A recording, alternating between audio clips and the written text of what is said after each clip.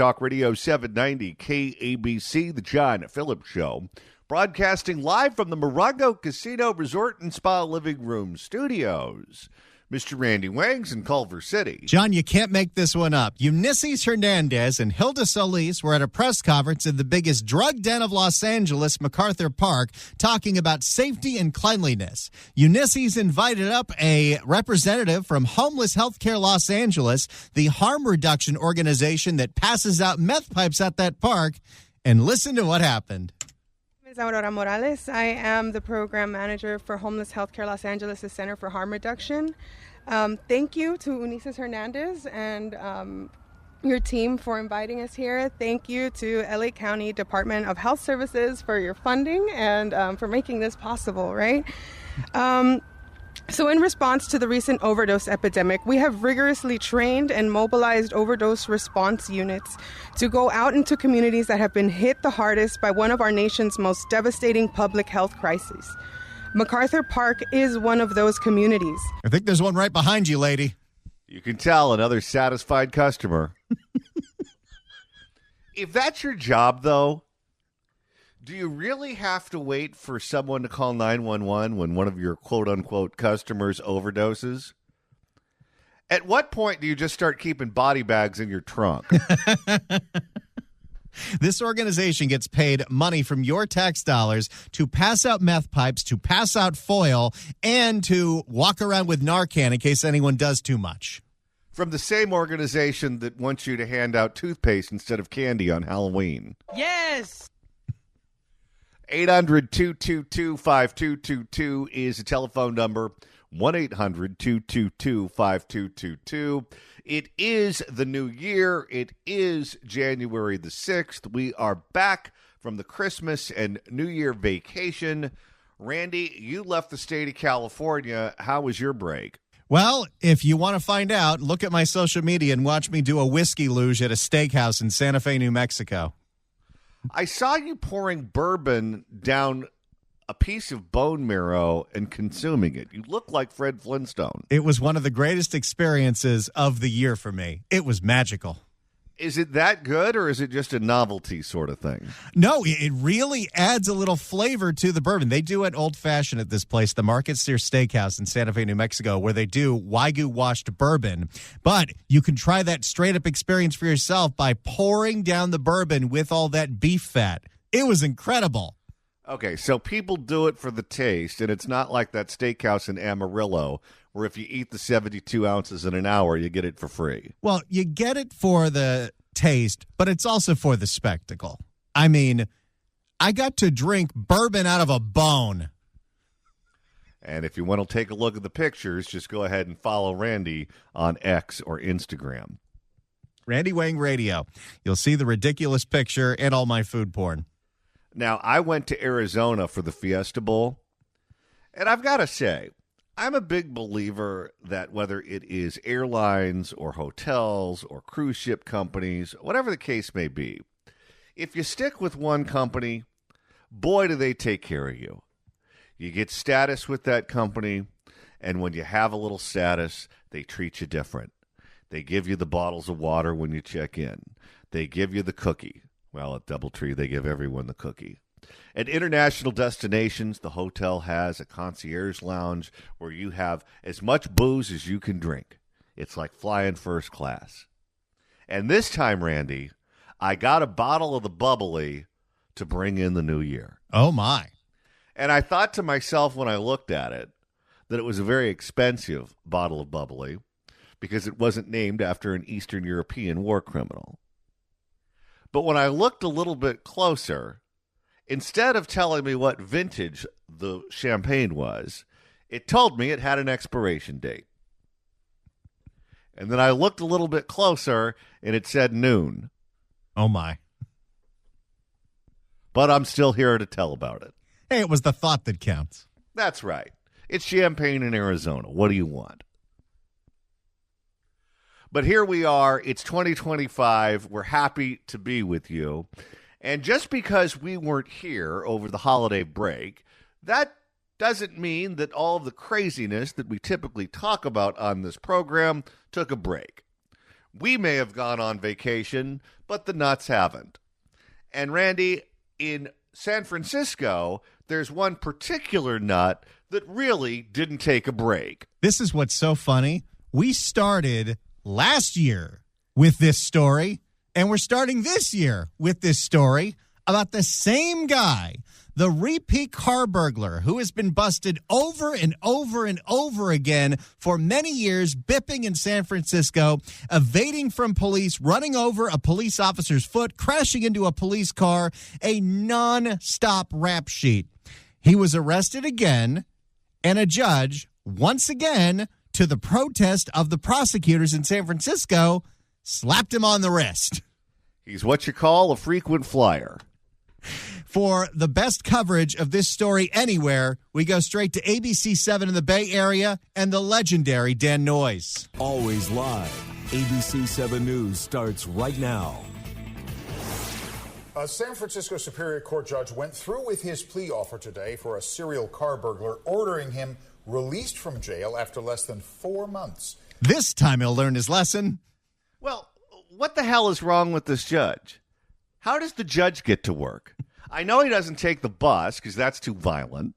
I know he doesn't take the train because you're going to get pushed in front of the moving trains if you do that while you're waiting for the next one to arrive. You can't drive a car because it's going to get bipped while you're sitting in the courtroom clocking in. What, does this guy ride a donkey to work? Good evening. I'm Dan Ashley. And I'm J.R. Stone. The ABC 7 News I-team has been looking into the judge's reasoning in this case. Yeah, and our Dan Noyes was in court this morning. It is here now with the story. Dan. Dan really hit a gold mine here because he has done, I think, 7 different pieces on the same guy.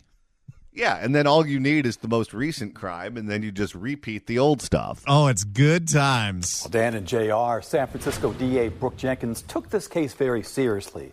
Instead of the general felonies unit, she signed this to a major crimes prosecutor and pushed for a 2-year state prison sentence. It didn't work. Even with Prop 36, even with fully staffing SFPD, even with a prosecutor, Brooke Jenkins, who wants to do her job, the judges can derail all of this. Well, as the late, great Vin Scully would say, a swing and a miss.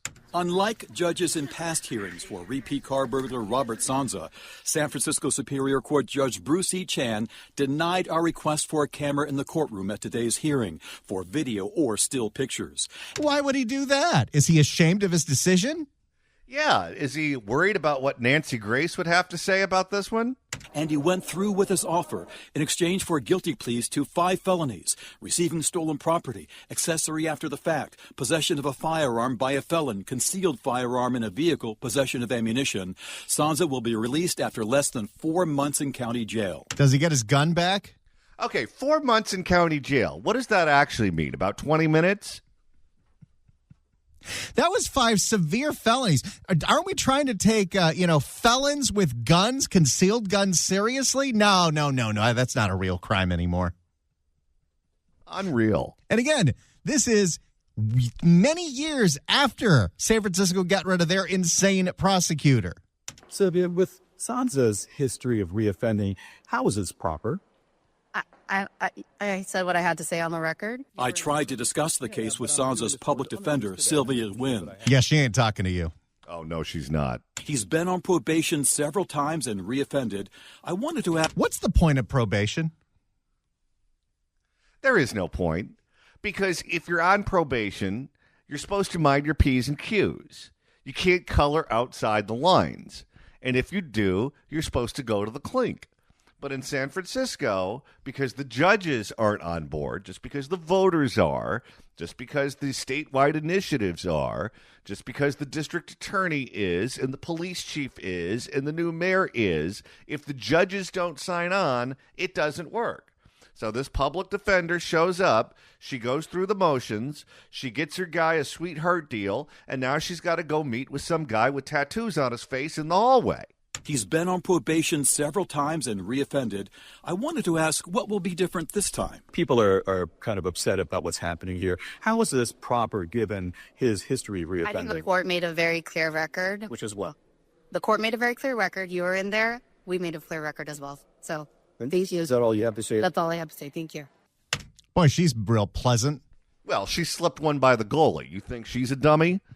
As part of the plea offer, Robert Sansa had to admit a string of felonies over the years, starting with domestic violence in 2019, several burglary convictions, evading an officer. Okay. I know we're not supposed to blame the victim, but with all the fish in the sea, especially in the Bay Area, you're a woman and you can pick a spouse who is literally anyone. And you pick a guy who is a career car burglar to be the father of your children. And then lo and behold, instead of being an upstanding guy that teaches the kids how to throw a football, helps them with their homework, teaches them how to drive, he decides to go Sammy Sosa on your head. Evading an officer and resisting arrest. Sansa also had to admit he was on probation when the crime was committed and that his prior performance on probation was unsatisfactory. Probation means nothing, especially in places like Los Angeles where there's not even enough probation officers to check up on you because they're all getting thrown to juvie. And you notice, by the way, this guy gets caught all the time, so he's not even trying to hide it. But during today's hearing, Judge Chan said it's important to be smart on crime, not just tough on crime. Oh, boy. You know, sometimes you go out and you hire a very expensive attorney, and, you know, you've seen these people before in the courtroom. The attorneys that everyone wants whenever they're accused of a crime, where they get in front of the jury, they got a little razzle-dazzle, they can put on a real show. They're used as an analyst on courtroom TV. They have more moves than the Temptations. And you understand why those defendants get off. But when you have a public defender who shows up and is literally just checking boxes and wins the sweetheart deal of the century, that's when you know the system is rigged. He went against the Adult Probation Department pre-sentence report that called for state prison time and ordered Sansa to be released on probation. Even the probation officers said, this guy's no good, put him in prison. And they said, no, we're going to keep him on probation. You cannot have one weak link in the chain. And if the judges will not do what they're supposed to do, none of it works. As part of the judge's plan, he promised to personally monitor Sansa's progress, and if he reoffends, Sansa will face a maximum sentence of 3 years, 8 months in state prison. Notice how he said maximum. Yes. Yes. This judge is supposed to be the one to keep an eye on him? Is that so? Okay, now here's the deal. You go out, you steal another car, I'm going to get real serious with you. You're only allowed to hit your wife 5 times, not 6.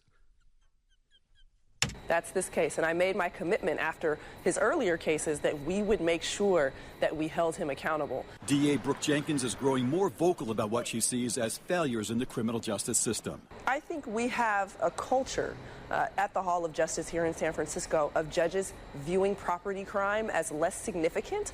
How about the domestic violence? Yeah. Well, you could add that to the list of all the others. I mean, unless this judge is so old-timey that the wife was property, so it's a property crime.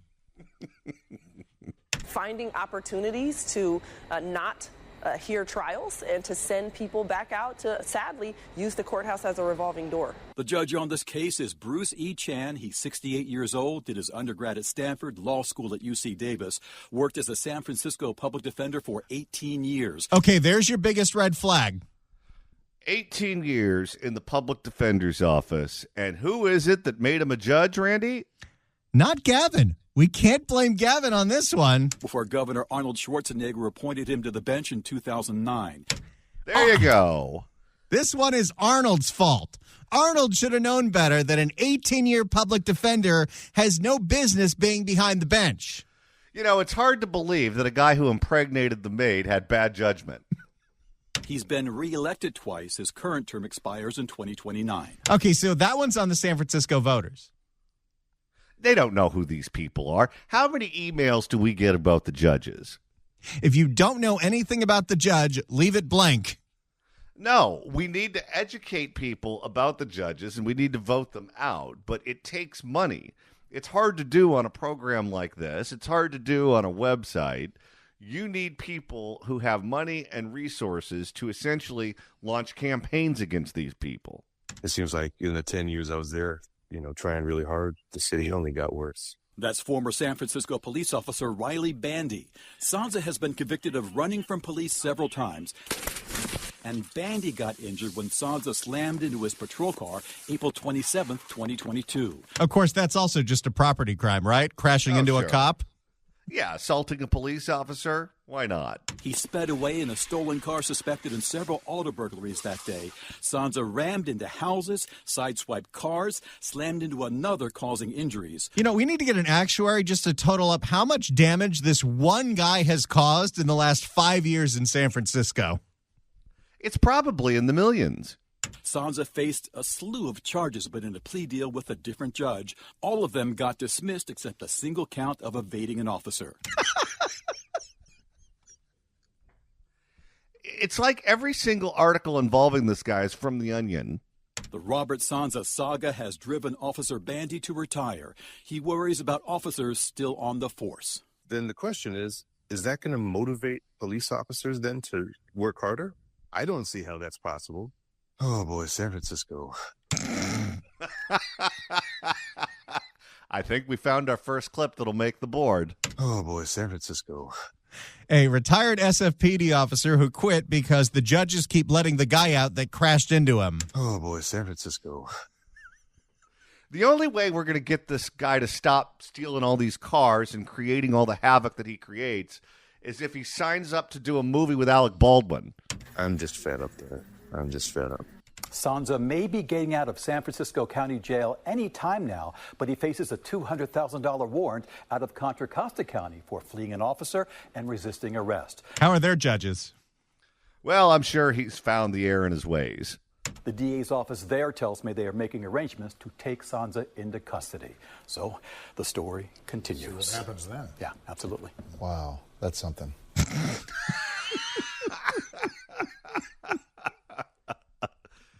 Well, there's a take. Oh, boy, San Francisco. That's the latest from the saga of Robert Sansa. I guarantee we will be revisiting this story within a matter of weeks. Well, at a bare minimum, we'll be doing it on January the 6th, 2026. If you'd like to email the show, you can do so at johnnydon'tlikeshow@gmail.com. That's johnnydon'tlikeshow@gmail.com. And Randy, in the San Francisco Bay Area, we're on the move. How exciting is this? Right now, we air the Fix California Hour weeknights at 11 o'clock on KSFO. KSFO has moved from AM 560 to AM 810, a much bigger, stronger signal. A signal so strong that even you in the Southern California listening area, if you tune into AM 810, you can hear that show at 11 o'clock at night. So set one of your presets. We're getting emails from people in Idaho and Montana and all over the western United States. We got one guy from Canada. That's right. We're big in the Yukon. That's a strong signal. Over the holiday break, there was a tragic event that happened in New Orleans, Louisiana. Here's the latest. The suspect in the deadly New Year's Day truck ramming attack in New Orleans made 2 previous trips to the city in October and November, apparently scouting the best location to carry out his rampage, even using a pair of Metasmart glasses to record video of a bicycle ride through the French Quarter. All of this according to the FBI. The suspect, oh boy, Shamsud Din Jabbar. Is that close enough, Randy? Let's put that one through the filter. Good enough. All right, we'll go with that. You could also go with a-hole. That's true. And other words that we can't use on the radio. We can also call him a realtor because apparently that's what his profession was. He was also wearing Meta glasses when he allegedly executed the attack on January the 1st, but apparently did not record the attack or attempt to live stream it. This also according to the FBI. At least 14 people were killed and dozens were injured in the attack, which occurred over a 3-block stretch of Bourbon Street in New Orleans' French Quarter. Joining us to talk about this is our pal, retired former special agent for the FBI and former member of the FBI's Joint Terror Task Force, who you can follow on X at Bobby Chacon FBI. Bobby Chacon, welcome. Thanks, John. Good to be here. Do any of those details that I just brought up surprise you in this incident? No, I mean, I don't think so. I mean, it seems pretty standard for a terrorist acting almost on his own to carry out an attack on innocent people. And whenever these incidents happen, we know, for example, that this guy had been to Egypt a number of times. We know that he certainly had been plotting and planning this attack out. It wasn't as if this was some sort of last-minute, split-second decision. And when the authorities talk about it at the press conferences, essentially the take is, well, we do our best, but we can't win them all. Is this guy someone who should have been on their radar sooner? You know, I always abhor the term radar because I was in law enforcement for 30 years at the federal level, and we didn't have a radar. Nobody ever showed me the radar. He was an American citizen, obviously a former Army veteran. There are no radars to speak. He didn't have a criminal history that I know of that allow us to spy on ordinary citizens that are sitting there maybe digesting or watching YouTube videos of ISIS. I mean, I don't know of a crime that's being committed, and I don't know the right of the FBI or any other law enforcement agency to kind of surveil somebody just because they're, watching these videos. Now, if they go further, the question is, how do you know they're going further if you're not surveilling them? Unless somebody turns them in, unless somebody at their local mosque says, hey, or their local halal shop, say, hey, this guy's talking like he may be doing something. That's the old see something, say something, now do something mentality or mantra. I'm not sure what people expect or what they think the FBI or any other law enforcement agencies out there with the right to do. Obviously, there aren't unlimited resources in law enforcement, so you have to pick and choose what you think is important and what you think can be placed on the back burner. In recent years, we've seen stories about parents that show up to school board meetings and they want to weigh in on DEI or Drag Queen Story Hour or fill in the blank. And sometimes those parents have the FBI knocking at their door, and the FBI is looking into what they're doing, what they're saying, what they're posting on social media, those sorts of things. If an agency has time to look after those people and to really dig in to see what those parents are thinking and saying and posting and those sorts of things, when you look at an incident like this, you say to yourself, okay, if this one slipped through the cracks, but they have time to take a look at those people, it doesn't sound like they're using their time wisely. Your thoughts? Well, yes. I mean, that's, to say the least, I think you're being very kind there. Yes, and everything you just mentioned about the school boards and about, people that belong to religious organizations as right-wingers, all of that seems to fly in the face of what I just said earlier about the FBI not having the ability or the right to spy on people, because they certainly spy on other people. They certainly have gone after parents who have been a little boisterous at school board meetings, which is their right, and things like that. So, yeah, the FBI, that's where the FBI has lost a lot of credibility in holding these double standards, in saying, well, we can't go after, ordinary American citizens who can't spy on, which is true. But how come you're spying on other American citizens, right? And it always seems to, the both sides of those fence, the ones we say we can't spy on and the ones we ultimately get caught spying on, if you will, seem to fall along certain lines, if you will, seem to fall on certain sides of a fence, if you will. And that is, the people on the left don't get the same scrutiny. The groups on the left don't get the same scrutiny as the people on the right. We now know the famous Catholic/Christian memo out of an FBI office in Virginia that said just because people are ardently in their faith, they may be radical right-wing extremists. And the school board people that you mentioned earlier, the famous memo now that went out from the FBI to all the U.S. Attorney's office and all the field offices saying, hey, watch out for these parents at these school board meetings. I mean, it's horrific. Those acts by the FBI are horrific. And in less than 2 weeks, hopefully they're all going to come to an end, and we're going to have some accountability for those things that happen. Not to say that we can spy on the people like Jabbar, but absolutely the point is taken that we shouldn't have been doing that in the past to these other groups, particularly people that fall, say, right or right center along the political spectrum. If Trump gets his nominee, Kash Patel, through the United States Senate, and there is a massive culture change at the FBI, and they shift their time and their resources from spying on parents who have a lot to say at the school board meetings, and they spend their time looking at potential terrorists, do you think that situations like this, maybe not this one specifically, but other situations similar to this could be thwarted if we just used our time and our money and our resources a little bit better and a little bit saner? 100%. 100% I do. I think if they dedicate resources to not only looking at people like this, but ingraining themselves in the Muslim community so that somebody in that community does come forward and say something, I absolutely think that if they not only redirect their resources, but redirect their culture, redirect their mindset towards the right type of acts that are taking place, these murderous acts of these terrorists, I think absolutely we can get maybe some of them stopped. Absolutely. But it's going to take a monumental change. Kash Patel has his work cut out for him. And, sometimes you have to cut it to the quick before you can grow it back.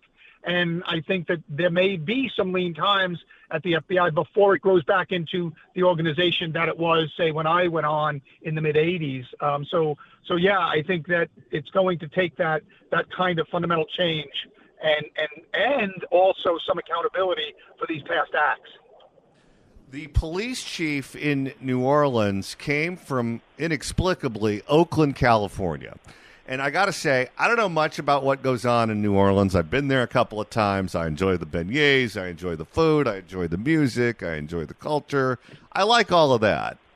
But I know about California, and I certainly know about Oakland because we cover it on this program on a daily basis. Oakland is just about the biggest basket case in all of California.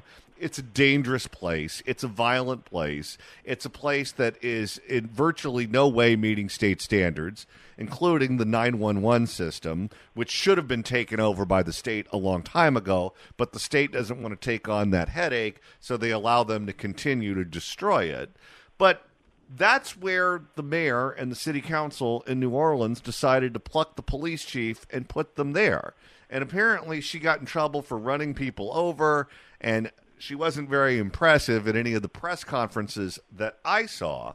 If you're the FBI and you're going in to investigate a terrorist act like this, and you're dealing with local authorities who aren't, let's say, at the head of the class, how do you handle a situation like that? Well, I mean, it's tough, but I don't think that the situation affects too much of the investigation. So you have what we call joint terrorism task forces. We have local detectives assigned. So local New Orleans PD detectives are probably assigned to that. Just like when the FBI directors come and go. I worked for a number of them. They never really affected my daily day and the work output that I put out. And so I think that, even there's a revolving door and you have somebody at the top, I think that you look to get detectives that are on the ball, that are going to really make a difference on the Joint Terrorism Task Forces, which are, our main public, partnership with state and local agencies, combating these types of crimes. And so I think those are long-term serving really good detectives that get on those task forces. And, I'm not going to, you cite some good points about the New Orleans police chief, but I can't say that the FBI's shining moment was that initial press conference either. So we had somebody up there that obviously didn't know what she was talking about, obviously made a huge mistake and compromise the public confidence in the investigation from day one. So, those people do find themselves ways to get promoted and to get to points where they shouldn't be. And certainly the old adage, the cream rises to the top, doesn't always, work out that way. so far, we've had 2 assassination attempts on former president and president-elect Donald Trump this campaign cycle. Both of them happen at outdoor venues. It is January the 6th today, and the United States Senate certified the Electoral College results. Donald Trump will be sworn in as the next president of the United States on January the 20th, outdoors in Washington, D.C. The same people who allowed 2 assassination attempts on the former president will be in charge of protecting him at the inauguration on January the 20th, where you will see people from all over the globe in attendance at, again, an outdoor venue. How concerned are you that they're not going to screw this one up? Well, I would be a lot less concerned, again, if the leadership of the Secret Service had done a little better job at the previous 2 assassination attempts you just cited. Because just like the FBI did in New Orleans, screwed up, and just like the New Orleans PD didn't inspire confidence, neither did the Secret Service, either the person who was director at the time and then the person that took over. And so, yeah, there's a real concern. Look, the inauguration is one of the most heavily secured and guarded events, but we also are in an area where the left is whipping up their base. This is the last chance, right? It's going to be the last chance. January 20th is the last chance to stop Trump. I hear it every day from left-wing media and left-wing social media, and they're out there whipping up their base saying, that's the last chance to stop Trump is to stop him from getting inaugurated. So, they know when they subtly sometimes, and not so subtly sometimes, put that messaging out on the MSNBCs or on X, on their outlets where they know people are watching. They know they're whipping up those people that are maybe not of sound mind to take a shot at it. And we saw it after each of the assassination attempts. We saw people on the left cheering it, people on the left lamenting the fact that the shooters didn't have better aim. So, you still have those same people out there, and you have people that may be willing and maybe in a, compromised mental state that take up arms against Donald Trump. And so, would it surprise me? Heck no, it would not surprise me if somebody was able to take a shot at Donald Trump. I'm praying it doesn't happen. But would anything surprise us, given the events of the past few months? Bobby Chacon, retired FBI special agent, former member of the FBI Joint Terror Task Force. You can follow him on X at Bobby Chacon FBI and get him online at bobbychacon.com. Bobby Chacon, I know it's a very busy day for you. Thanks so much for stopping by. Thanks for having me, John. If you'd like to email the show, you can do so at johnnydon'tlikeshow@gmail.com. That's johnnydon'tlikeshow@gmail.com. And Randy, you're monitoring the mailbag. Q writes in at johnnydon'tlikeshow@gmail.com on the San Francisco judge that allowed that repeat felon out. Hey, John and Randy, the San Francisco residents who got bipped, lost wages, jobs, spent their own personal time and more stress to fix their vehicles should be able to sue that judge or the city of San Francisco. I bet a greedy attorney law firm would do a class action lawsuit civil case and get $100 million from the city and blame the judges for not doing their jobs. The jury of the people will give some unanimous guilty verdict. A couple of these lawsuits might move the needle to change judges' decisions in the future, maybe set up a PIP plan to remove the judges if repeat offenders continue to cause problems. People might finally look up judges in local elections, but I doubt it. We'd be much better off if all the judges were modeled after Judge Judy. Problem with that plan, Q, is it's something called qualified immunity. You cannot go after civil servants for the actions that they do. Or inactions.